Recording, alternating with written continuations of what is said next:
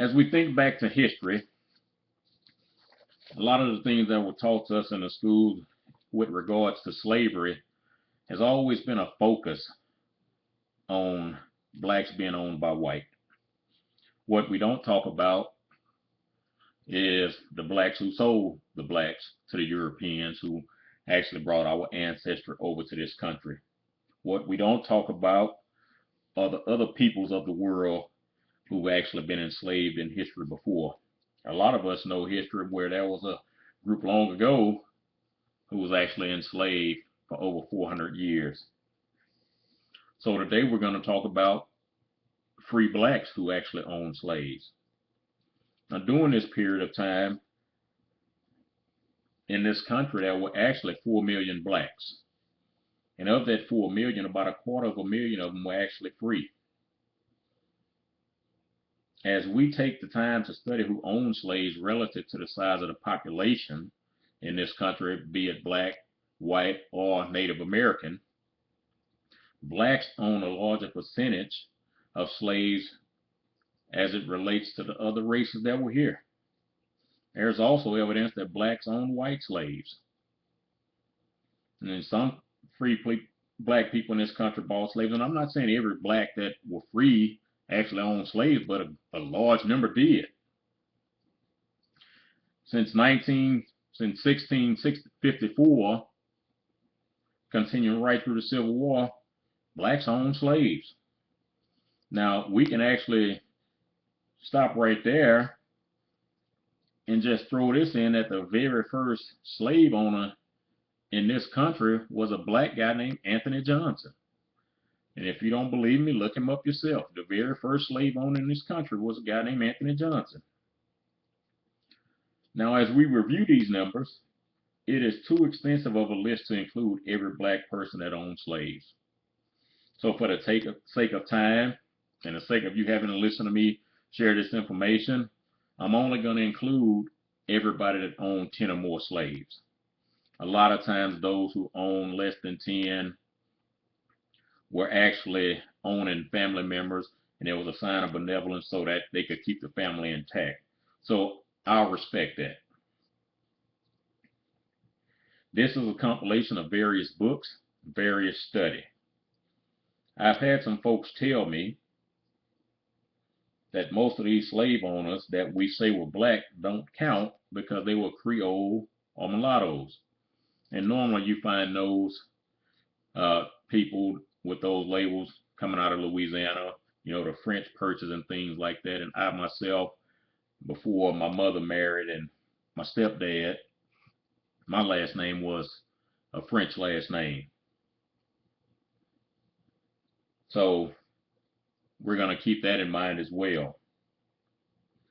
So when folks tell me that we can't claim this as being black, they're totally off the mark, because these same folks are excited about our supposed first black president, who was also of mixed heritage. These same folks were excited about Tiger Woods being on top of the golf world, and Tiger Woods is of mixed heritage. Now, as a side note, when you want to educate yourself a little bit more, go look up Thomas Jefferson, Andrew Jackson, Abraham Lincoln, Warren Harding, and Calvin Coolidge, who all had black fathers. Check on Dwight Eisenhower's parents. His mother was black. And if you want to figure out who the very first president of our Continental Congress was, look up a guy named John Hanson, who was a Moor. And a Moor is a population of people from Northern Africa. So we cannot claim to have a black president while at the same time claiming that these slave owners were not black because of the Creole or mulatto label.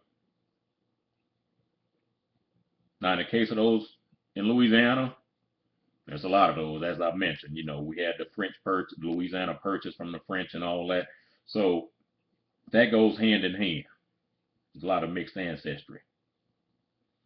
So we'll start off with John Carruthers Stanley, who was born a slave in Craven County, North Carolina.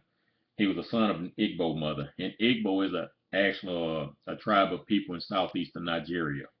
They're still prevalent today. And her master, who was John Wright Stanley. He became an extraordinarily successful barber and speculator in real estate in New Bern. As Lawrence Swinninger points out in Black Property Owners in the South, by the early 1820s, Stanley owned 3 plantations and 163 slaves, and even hired 3 white overseers to manage his property. He fathered 6 children with a slave woman named Kitty, and he eventually freed them. Stanley actually lost his estate when a loan for $14,962 he had co-signed with his white half-brother John came due. After his brother's stroke, the loan was Stanley's sole responsibility and he was unable to pay it. And see, the image that we're looking at on the screen right now, Black Masters, a free family of color in the Old South, is actually a book written by Michael Johnson and James Rourke, and it's talking about William Ellison and his family. Now, at the death of William Ellison on the eve of the Civil War, he was wealthier than 9 out of 10 white people in South Carolina. He was born in 1790 as a slave on a plantation in the Fairfield district of the state, far country from Charleston. In 1816, at the age of 26, he bought his own freedom and soon bought his wife and their child. In 1822, he opened his own cotton gin.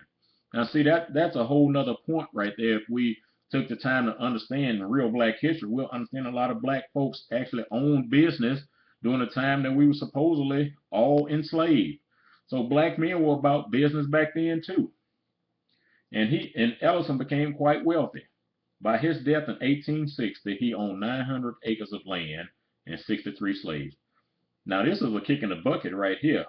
Not one of his slaves was ever allowed to purchase his or her own freedom. Now we're going to move on over to Louisiana. By 1830, in Louisiana, several black people there owned a large number of slaves, including the following. In Point Coupé Parish alone, Sophie DeLonde owned 38 slaves. Lefroy DeQueer owned 59 slaves. Antoine DeQueer owned 70 slaves. And the DeQueers are actually some of my wife's ancestry. And as I mentioned, you know, this was never shared with her by anybody in her family. And down from the New Iberia, Cade area of Louisiana, this is where they were from. Leandre Severin owned 60 slaves, and Victor Duperron owned 10. In St. John the Baptist Parish, Victor Deslandes owned 52 slaves, and in Plaquemine Brûlé, Martin Donato owned 75 slaves. In Bayou Teche, Martin Lenormand and his family in St. Martin Parish owned 89 slaves. In West Baton Rouge Parish, Barrett Pollen owned 69 slaves. The Ricard family owned 27. Phils Honoré owned 30. Francis Gerard of Washita Parish owned 33. And C.C. McCarty in the upper suburbs of New Orleans owned 32 slaves. Now, the 13 members of the Montoya family, led by Nicholas Augustin Montoya, collectively owned 215 slaves up in Natchitoches, Louisiana. You know, which I mentioned, you know, that's where my side of the family is from on my mother's side. T. Sandlin of Jefferson County owned 12 slaves, and J.B. Packard owned 11.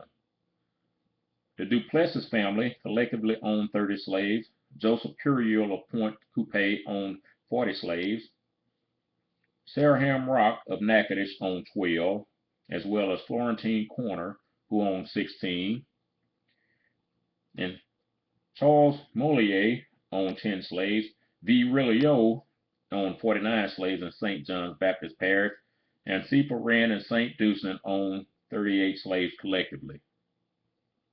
Laurent Malvo of Bellevue owned 18 slaves. In Bayou Mallet, Jean B. Guillory owned 18. And back over to Bayou Teche, Valerian Osand owned 27 slaves. Jean Lesassier owned 19. Joseph Balky owned 18. Jean B. Moulion owned 52. And Jean Gallo owned 12. In St. Mary, Filippo Boutte owned 10. And back to the upper suburbs of New Orleans, Louise de Vivier owned 17 slaves. Saneet Grand Maison owned 13. Cantrell DeForge owned 11. Missy Camfran owned 10. Monique Volant owned 10. Pierre Rupon owned 13. Virginia Mangona owned 10. Dershell Rogues owned 11. Genevieve Rigobert owned 16. Rose Lenoy owned 13. Desiree Athanase owned 11. Daniel Duperrier owned 10. Gabriel Mothalos owned 11. Louise Vavant owned 10. Eulalie Mandeville owned 13. M. Dupai owned 11. Constance Rivera owned 17. Caroline Miller owned 13. Pierre Saint Amand owned 17. Lord Piero owned 13. Wid Duvalon owned 10. And Cecil Marcow owned 10. Now we move on to down in Iberville Parish, where Antoine Dubuclet and his wife Claire Pollard owned more than 70 slaves when they were married. According to Thomas Clark, by 1864, in the midst of the Civil War, they actually owned 100 slaves, worth $94,700. Now, 1864, and their worth is $94,700. I haven't put the math figures to that, but it would be a substantial fee today, so it was very substantial back then. And if we go by the standards that money actually increases, well, doubles every 10 years, it's supposed to double every 10 years on everything except our salaries. That's a whole lot of money. And during Reconstruction, he became the state's first black treasurer, serving from 1868 to 1878. Now, Andrew Durnford was a sugar planter and a physician who owned the St. Rosalie Plantation, 33 miles south of New Orleans. And you say 33 miles of New Orleans, so you're probably looking at somewhere like Morgan City, Thibodaux, Homer, somewhere around in there, or headed that way at least. In the late 1820s, David O. Whitten tells us he paid $7,000 for 7 male slaves, 5 females, and 2 children. He traveled all the way to Virginia in the 1830s and purchased 24 more. See, it was all about business. You know, it wasn't about people. It was about business and economics. Now, I never said it was right. You know, don't make that mistake. I never said it was right.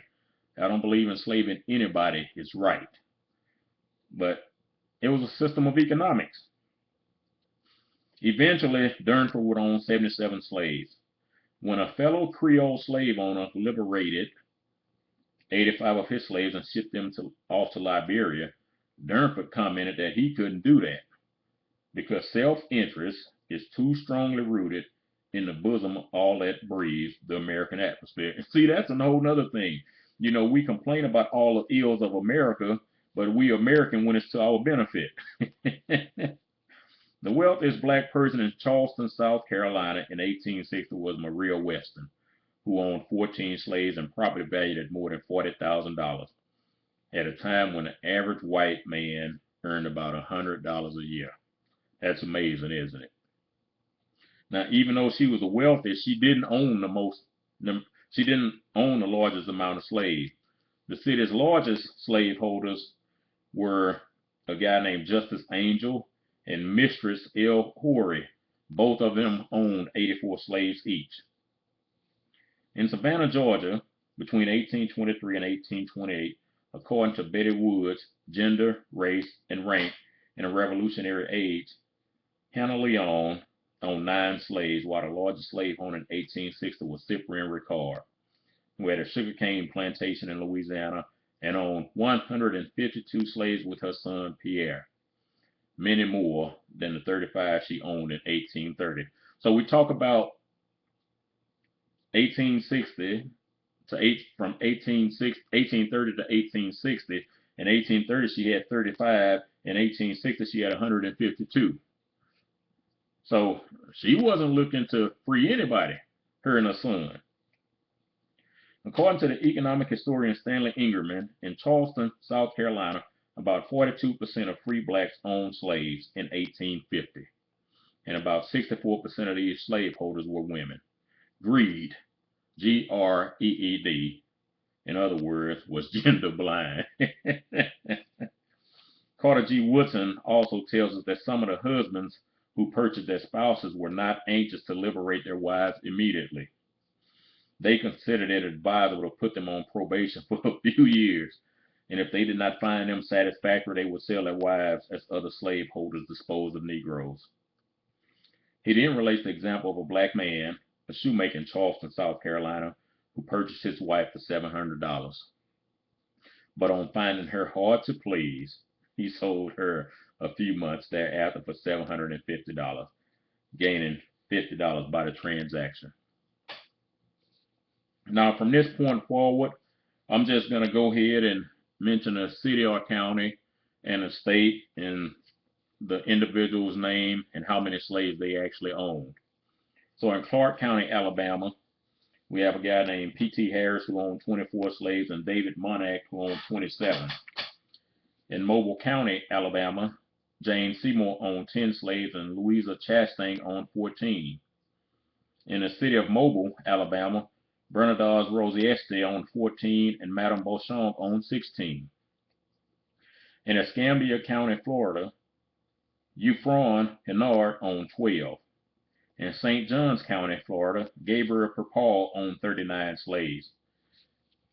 In Greene County, Georgia, Betsy Perry owned 25 slaves. In Anne Arundel County, Maryland, Richard Horwood owned 39 slaves. M. Meade owned 17. Richard Chase owned 15. Henry Manitier owned 17. Phillips Leitner owned 11. In Second Collection District of Maryland, Pompey Preston owned 11. And in Calvert County, Maryland, Sarah Skinner owned 13. In Allen's Fresh District, Maryland, John Hungerford owned 39. In Kent County, Maryland, Lucy Boyer owned 10 and John Constable owned 13. In Adams County, Mississippi, George Wynn owned 16.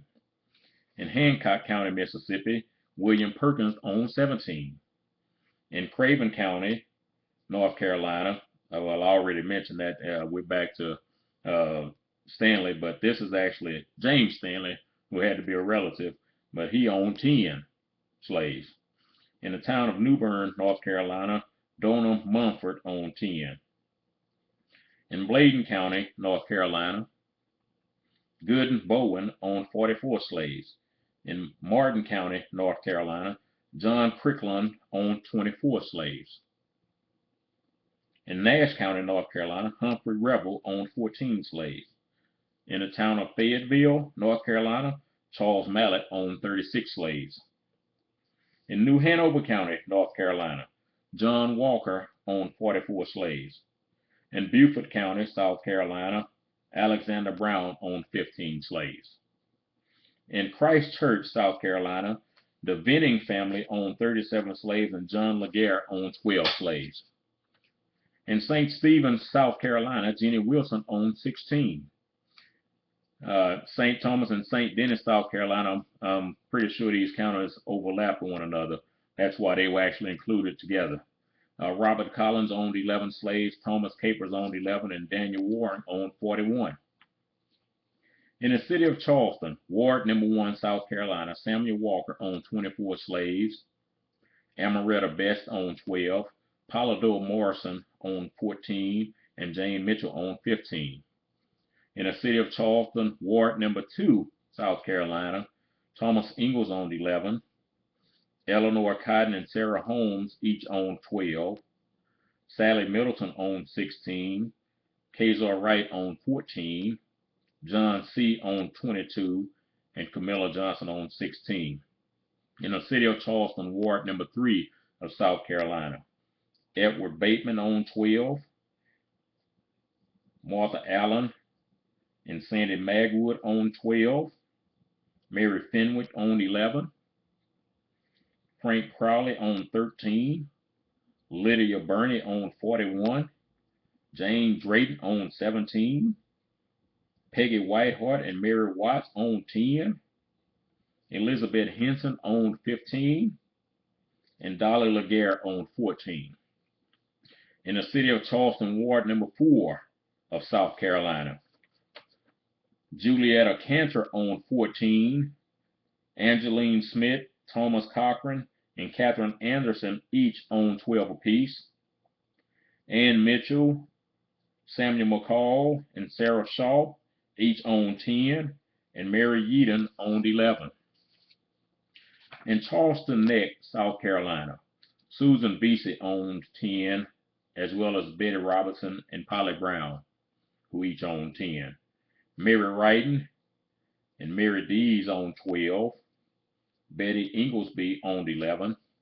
Anthony Deal, Peter Wall, Ann Wilson, Thomas Strobel, Cuffy Alston, Benjamin Dallas, all owned 13 slaves each.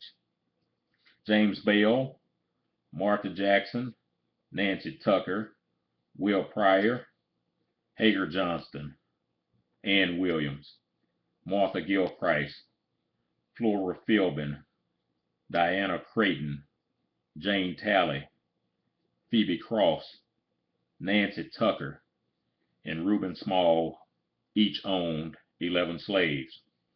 Rebecca Cordes, Eliza Franklin, Betsy McIntosh, Jeremiah Jones, John Gordon, Peter Parlar, Thomas Cowan, Susan Laguerre, Jacob Edward, Mary Busby, Peggy Cripps, Mary Payne, Mary Ann Pope, Ann Belmore, and Sylvia Wilson each owned 10 slaves. Joe Pole, Mary McReady, Elizabeth Lee, Rachel Glenn, Betty Rosenberg, A.W. Foster, Jane Matthews, and John Jervy each owned 14 slaves. And to round off Charleston Neck, South Carolina, Hannah Solomon owned 20 slaves. Now we move over to St. James Goose Creek, South Carolina, where Charles Tennant owned 38 slaves, and Henry Holmes and John Bell each owned 12. In St. Bartholomew's Parish of South Carolina, Margaret Stock owned 46 slaves, and Ephraim Seabrook owned 44. In St. Paul's Parish, South Carolina, Jane Logan owned 16, and Daniel Postel owned 11. In Williamson County, Tennessee, Gamble Brooks owned 11. In Cumberland County, Virginia, William Daniel owned 32. In Gloucester County, Virginia, James Gregory owned 13. In Eastern District, Virginia, John Pierce owned 18. In Greensville County, Virginia, David Watkins owned 11. In Hanover County, Virginia, William Brockenbrough owned 46. In the city of Richmond, Virginia, Curtis Carter owned 22, and Philip Haxell owned 18. In the Isle of Wight County, Virginia, John and Suri Crump owned 11. Nathaniel Hawkins owned 11. And Benjamin O. Taylor owned 71. In New Kent County, Virginia, Thomas Hogarth owned 15. In Prince Edward County, Virginia, Thomas Martin owned 45. In Stafford County, Virginia, Abra Howard owned 11, and Littleton Walker owned 28. So as we look at that list of black slave owners, that's a pretty extensive list. And a lot of that information has actually been hidden from us. Now, that's not all of them. Those are actually the slave owners that actually lived on the property with the slaves. At a later date, I'll release another talk talking about the slaves, the slave holders that actually are what we would consider absentee slave owners, which means, they weren't living on a property and they had overseers and other folks to manage their property for them. So we've learned something today. I've learned as well, because I've been searching for information for a long time, because I want to get a true picture of history. And I would hope you would too.